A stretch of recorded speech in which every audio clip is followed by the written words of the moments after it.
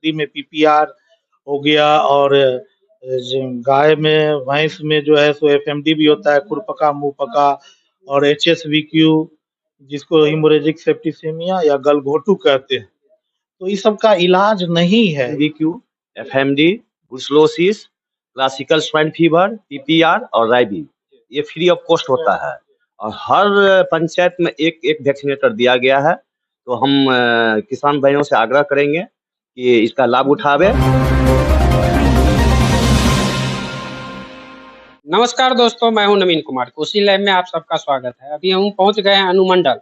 पशु संबंधित कुछ भी बीमारी होता है तो लोग भाग जाता है, कहीं कहीं भटक जाते हैं, अगरबत्ती दिखाते हैं, ऐसा बहुत सुनने को मिला होगा आपको। आज हम डॉक्टर से रूबरू करा के जानकारी दे रहे हैं कि कौन बीमारी में किस तरह से दवा देना चाहिए, क्या उपयोग है, किस तरह से ठीक होंगे, सारा जानकारी आप लोग को प्रोवाइड करेंगे। सबसे पहले मेरे चैनल में आपका स्वागत है। जी धन्यवाद। ज्यादातर ग्रामीण में देखा जा रहा है कि एक न्यू बीमारी आया है, फोड़ा हो रहा है, पैर फूल जाता है, इस तरह से बीमारी आया है। बीमारी क्या है सर? देखिए, ये है तो बहुत दिनों से, लेकिन पिछले 2-3 वर्षों से हम लोग के इधर ये बीमारी पाया जा रहा है, जो कि विषाणु जनित रोग है और हम जानते हैं जो विषाणु का कोई इलाज नहीं है। इसमें पशुपालकों को बहुत अधिक घबराने की ज़रूरत नहीं है। जो हमारा देसी चिकित्सा पद्धति है, इस पर ही अगर जोर डालें, तो हमको बहुत अच्छा सफलता मिल जाएगा। जो जानवर में जो अनावश्यक हम लोग इलाज में खर्च करते हैं, बुला करके 4-5 इंजेक्शन लगा लेते हैं, तो उस इंजेक्शन से इस बीमारी को कहीं कुछ होने नहीं जा रहा है। एक वायरस का जो एक सर्टेन लाइफ पीरियड होता है, वो खत्म होने के बाद ये बीमारी स्वतः ही खत्म हो जाएगी। इसमें हम लोगों को बेसिकली ध्यान देना है, जो शरीर के अंदर का जो रोग प्रतिरोधक क्षमता है, उसको बढ़ाना है। उसके लिए जो भी देसी चिकित्साएँ हैं, उसको हम लोग अपनाना है। जैसे कि मेरे यहाँ से भी बराबर इस तरह की सलाह पशुपालकों को दी जाती है, जो आप जो है सो जो परंपरागत हम लोग के यहाँ लहसुन है, धनिया है, पान पान का पत्ता है, इस सब से आप इसका इलाज बड़ी आसानी से कर सकते हैं। एक्सप्लेन थोड़ा कर दीजिए कि पान के पत्ता, अभी लहसुन बताए, धनिया बताए, जीरा बताए, किस तरह से ये मटेरियल बनाए, किस तरह से ये दवा तैयार करे कि ये उपयोग कर सके। देखिए 2-3 विधि है। पहले शुरुआत में इसमें होता है क्या, चकित्ता हो जाती है, बुखार रहते हैं, तो हम लोग उसमें अंग्रेजी दवा देंगे। अगर जैसा लक्षण वैसा हम लोग इलाज करेंगे। बुखार है तो बुखार की दवा देंगे। अगर खाना नहीं खा रही हो मवेशी तो खाने की दवा देंगे। बस इतना तक ही सीमित रखेंगे। इसमें कोई अंधाधुंध एंटीबायोटिक का प्रयोग नहीं करेंगे। इससे कुछ होना जाना नहीं रहता है। बशर्ते इसके हम लोग जो देसी 2-3 विधि है, उसको अगर हम लोग अपना लें। एक जो पहली विधि है, पान का पत्ता है, उसमें काली मिर्च है, नमक है और शक्कर है। तो उसमें मात्रा जो है सो कहता है, तो 10 पान का पत्ता ले लीजिए आप और 10 ग्राम जो है सो वो काली मिर्च ले लीजिए और 10 ग्राम नमक ले लीजिए और गुड़ आवश्यकता अनुसार लीजिए और सबका पेस्ट बना लीजिए और उसको दिन भर खिलाते रहिए। जो 4-5 भाग में डिवाइड करके मिला लिया, इसको दिन भर 4-5 टाइम में दे दिए। 2-4 दिन तक इस तरह का ही प्रतिदिन बनाएँ और प्रतिदिन खिलाएँ। एक सबसे सरल विधि है। उसके अलावा एक दूसरी विधि भी है, जिसमें जो लहसुन लहसुन की 2 कली लिया जाता है, धनिया 10 ग्राम, जीरा 10 ग्राम और दालचीनी का पत्ता 10 ग्राम, काली मिर्च 10 ग्राम, पान का पत्ता 5, छोटा प्याज 2 नग, हल्दी 10 ग्राम और चिरैता का पत्ता 30 ग्राम और बेसिल का पत्ता 1 मुट्ठी, बेल का पत्ता भी 1 मुट्ठी, नीम का पत्ता 1 मुट्ठी और गुड़।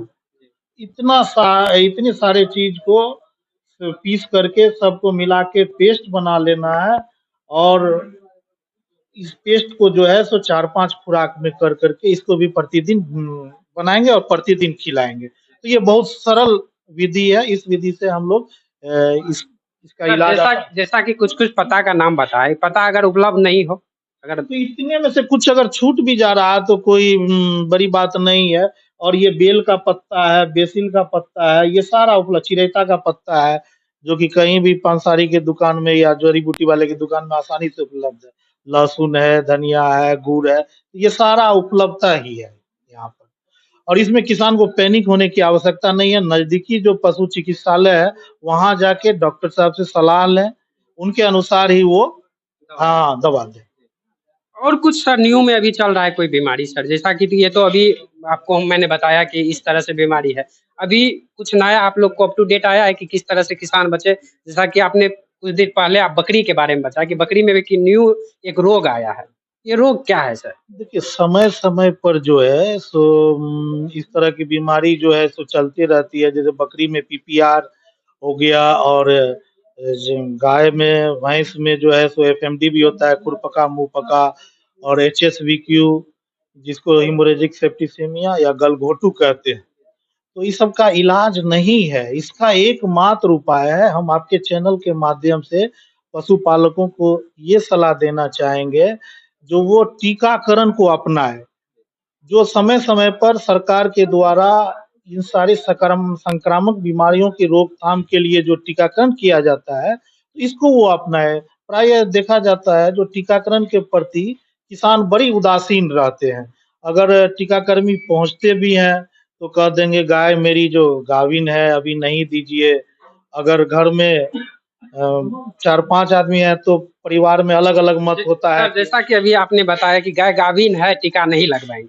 अगर गाभिन की अवस्था में है तो क्या टीका लगाएँगे तो इससे बच्चा को नुकसान भी हो सकता है? नहीं, बिल्कुल किसी तरह का कोई नुकसान नहीं है। हम लोग एक मिथ्या पाले हुए हैं, जो अगर गर्भ अवस्था में है, तो टीकाकरण नहीं दिलाएँगे। एक चीज़ बताइए, एक व्यावहारिक चीज़ है, जो हम लोग के यहाँ भी जो महिलाएँ होती है, वो गर्भावस्था में होती है, क्या उनको टीकाकरण नहीं किया जाता है? टेटवेक का टीका दिया जाता है। और जो भी ज़रूरत के आज के अनुसार 7वें महीना में देखते हैं मम्प्स या इस तरह का टीका भी जो है, तो टीकाकरण किया जाता है। तो टीकाकरण बहुत सेफ है। तो अपने घर से ही ले लें। तो हम लोग के यहाँ भी महिलाएँ गर्भावस्था में होती है तो उनका भी टीकाकरण किया जाता है। तो इस यहाँ मवेशी में भी आप टीकाकरण का अपनाइए। इससे निसंदेह बहुत बड़ा फ़ायदा है, क्योंकि ये बीमारी हो जाने के बाद इलाज कोई नहीं है। जैसे बरसात के टाइम में जो गलघोंटू रोग कहते हैं एचएसवीक्यू, अगर ये बीमारी हो जाए तो आपको डॉक्टर बुलाने की भी समय नहीं मिल पाएगा। देखिएगा अचानक से जानवर जो है सो घर-घर रेलगाड़ी की तरह साउंड निकालने लगा। बुखार सेट हुआ, लगा जो जानवर बीमार है, आप डॉक्टर साहब के पास गए, रास्ते में ही 10 से 15 मिनट में जानवर खत्म। अगर हम पहले से टीकाकरण दे दिए रहेंगे, तो ये बीमारी होने की संभावना नहीं रहती है। तो पशुपालक जो है, तो वो बच सकते हैं। और ये लंपी में भी टीकाकरण चल रहा है। अभी सरकार जो है, तो कुछ पिछले हम लोग जो है सो लगभग 5-6 महीना पहले भी टीकाकरण हुआ था, तो जिसका हम लोग का बहुत ही अच्छा रिज़ल्ट भी देखने को मिल रहा है, जो इस साल लंपी बहुत कम मात्रा में, नहीं तो बहुत ज़्यादा फैला हुआ था पिछले साल। अभी लंपी की इक्के-दुक्के रिपोर्ट आ रहे हैं। टीकाकरण कब-कब करना चाहिए मवेशी को? 1 साल में 1 बार होना चाहिए या इसके लिए कुछ तो होगा, टाइमिंग होगा सर? हाँ जी, अब देखिए हम लोग का एक प्रोटोकॉल है, जो उस प्रोटोकॉल के अनुसार टीकाकरण होता है। जैसे एचएसवीक्यू की जो बीमारी होती है, तो उसका टीकाकरण हम लोग बरसात से पहले करते हैं। साल में 1 बार ही करते हैं। और ये जो एफएमडी होता है, जिसको खुरपका, मुंहपका, भंजा रोग भी लोग कहते हैं, इसका टीकाकरण साल में 2 बार होता है। एक तो ठंडा शुरू होने से पहले और एक ठंडा समाप्त होने के बाद। प्रायः यह बीमारी जो है, तो शुरुआती ठंड में होगी या नहीं तो ठंड जब खत्म होने वाला रहता है उस टाइम में ये बीमारी होने की संभावना अधिक रहती है। तो ये सरकार हम लोग का प्रोटोकॉल है, इसी प्रोटोकॉल को फॉलो फॉलो करते हुए एचएसवीक्यू का टीकाकरण साल में 1 बार होती है, जो कि बरसात से पहले। और एफएमडी का टीकाकरण जो है, एक ठंडा शुरू होने से पहले और एक ठंडा के बाद। तो साल में 2 बार एफएमडी, 1 बार एचएसवीक्यू। और कुछ टीकाकरण और भी है जो कि जैसे ब्रुसेलोसिस का भी टीकाकरण कराते हैं। तो ये होता है जो पशुओं को बाँझपन से पशुओं में होने वाली बाँझपन बीमारी की रोकथाम के लिए है, जो कि हम लोग 4 से 8 महीने की अवस्था में ही पाड़ी या बाछी को ही केवल देते हैं। इसमें पारा या बाछा को सिलेक्ट नहीं करते हैं, केवल पाड़ी और बाछी को देते हैं। तो इसके लिए सरकार जब उपलब्ध करवाती है, तब हम लोग टीकाकरण करवाते हैं। रही बात बकरी की भी, तो बकरी की भी हम लोग पीपीआर का टीकाकरण सरकार के द्वारा समय-समय पर दिया जा रहा है। एक बार देने के बाद इसकी जो इम्यूनिटी होती है, रोग प्रतिरोधक क्षमता होती है, वो 2 साल के लिए होती है। अभी क्षेत्र की पूरी जनता देख रही है, ऐसे में क्षेत्र की जनता को क्या कहना चाहेंगे सर? क्षेत्र के जनता को मेरा यही सलाह रहेगा कि आज का युग जो है वो वैज्ञानिक युग है, हम लोग वैज्ञानिक युग में जी रहे हैं। तो जो भी मान लीजिए हम लोग के अंदर मिसकंसेप्शन है या दकियानुसी बातें हैं, जो जानवर बीमार पड़े तो इलाज नहीं करवा के अगरबत्ती दिखाए, तो इन सब से बचें। नज़दीकी जो भी पशु चिकित्सालय है, आप वहाँ जाएँ, वहाँ डॉक्टर साहब से सलाह लें, उनके अनुसार अपने मवेशी का इलाज करवाएँ और कोई बात अपने मन से जो है सो ना इलाज नहीं करें, डॉक्टर की सलाह में ही डॉक्टर के देख-रेख में ही इलाज कराएँ। तो आपकी हानि जो है सो क्या कहते हैं, पैसे की भी हानि, समय की भी हानि, इससे आप बच सकते हैं। आप अपना परिचय दे दीजिए। जी, मेरा नाम हुआ डॉक्टर अखलाक अहमद। मैं भरमनसील पशु चिकित्सा पदाधिकारी लालगंज हूँ और यहाँ मैं नोडल पदाधिकारी जो हूँ पशुगणना का। आपसे और कब कार्यरत है यहाँ पे? कब से? 2 साल हो गया है। जून 2022 में मेरी यहाँ पोस्टिंग हुई है। तब से मैं यहाँ कार्यरत हूँ।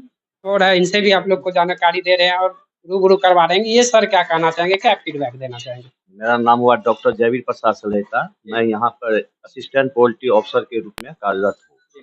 बिहार सरकार के द्वारा जो वैक्सीनेशन शेड्यूल है, उस पर हम थोड़ा चर्चा कर रहे हैं। ये वैक्सीनेशन है HSNVQ, FMD, brucellosis, classical swine fever, PPR और राइबी। ये फ्री ऑफ कॉस्ट होता है और हर पंचायत में एक वैक्सीनेटर दिया गया है। तो हम किसान भाइयों से आग्रह करेंगे कि इसका लाभ उठावे। ये फ्री ऑफ कॉस्ट है, कहीं कुछ लेना देना नहीं है और ये टीकाकरण करवाइए। टीकाकरण से बहुत लाभ होगा। और सर आपने LSD जो जिस पे अभी चर्चा की है डॉक्टर साहब, डॉक्टर अखलाक अहमद, वह लंबी त्वचा रोग, ये सब जो है सो मैक्सिमम जो है सो इसमें 3-4 जो है सो वायरल है, जिसका कोई इलाज नहीं है। तो सिर्फ और सिर्फ वैक्सीनेशन ही इसका एक शेड्यूल है। वैक्सीनेशन अपनाइए तो बीमार नहीं पड़ेगी जानवर। ये जो आप अभी बताए कि सर फ्री में इलाज होता है, क्या यहाँ पे आना पड़े? नहीं, ये हर पंचायत में एक मतलब ये वैक्सीनेटर का बहाल किया गया है। मतलब वो क्या कहेगा, जितना काम करेगा उतना पैसा मिलता है, यानी कि जितना वैक्सीन करेगा उस आधार पे जो सरकार द्वारा दिया गया है उतना ही पैसा मिलेगा। वो फ्री ऑफ कॉस्ट है, हर प्रखंड पंचायत में है। इसका मॉनिटरिंग जो है सो प्रखंड स्तर के नोडल पदाधिकारी करते हैं। वो घर-घर जाके दरवाजा डोर टू डोर सिस्टम है, डोर टू डोर सिस्टम जाकर वो वैक्सीनेशन करेंगे, टीकाकरण करेंगे। इससे कोई खराबी नहीं है? कोई खराबी नहीं है, इसमें सिर्फ और सिर्फ लाभ है, खराबी कुछ भी नहीं है। सर लाभ क्या है ये थोड़ा? लाभ है कि आपको बीमारी से, जिस बीमारी का इलाज नहीं है उससे आपको सुरक्षा मिलेगा, जानवर बीमार नहीं पड़ेगा। जैसे कि अभी LSD का फैला हुआ है, इसका वैक्सीनेशन है, वायरल डिजीज है, इसका कोई इलाज नहीं है। अगर आप टीका ले लेते हैं यानी कि वैक्सीन ले लेते हैं तो जानवर बीमार ही नहीं पड़ेगा। इसी तरह का अपडेट देंगे। अगर चैनल पे नया है तो चैनल को लाइक कीजिए, सब्सक्राइब कीजिए, शेयर कीजिए। जय हिंद।